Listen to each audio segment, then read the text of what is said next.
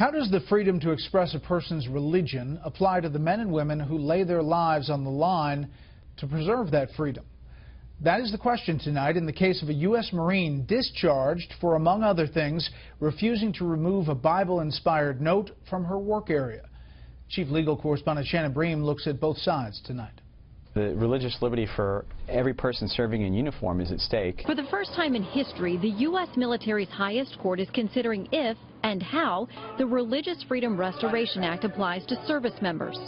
The case, argued before the 5-judge panel today, involves former Marine Lance Corporal Monica Sterling, who was court-martialed in part after refusing to take down a Bible verse she had posted in numerous places around her desk. The text of her posting said, quote, "No weapons formed against me shall prosper."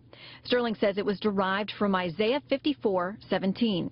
Sterling was ordered to take the signs down because she shared the workspace with another Marine. After she refused, a superior removed the signs, and Sterling replaced them. She was ultimately found guilty of refusing to obey an order.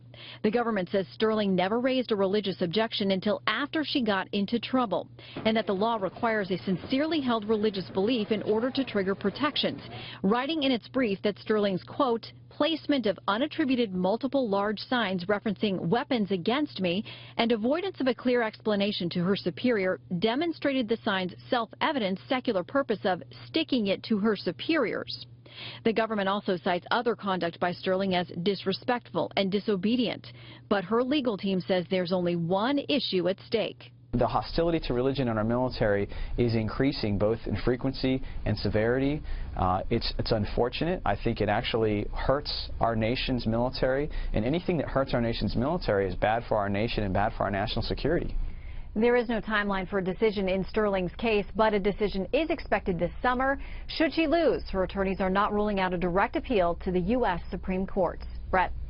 And Shannon, today the Supreme Court was busy with another high-profile case involving former Virginia Governor Bob McDonnell. Yeah, in 2014, McDonnell and his wife were convicted of multiple counts of fraud. That's after they accepted numerous generous gifts from a donor who wanted the state of Virginia to undertake testing necessary for FDA approval of a product that the donor was promoting. McDonnell's attorneys argued today that the introductions he made and the parties he hosted fell short of, quote, official action. Well, most of the justices did seem skeptical about the statute used to convict the McDonnells. Justice Breyer expressed the worry that under the current statute, taking someone to lunch or buying them baseball tickets could give an overzealous prosecutor the only evidence they'd need to convict a lawmaker. Decision in that case is due by June. Brett. Okay, Shannon, thank you.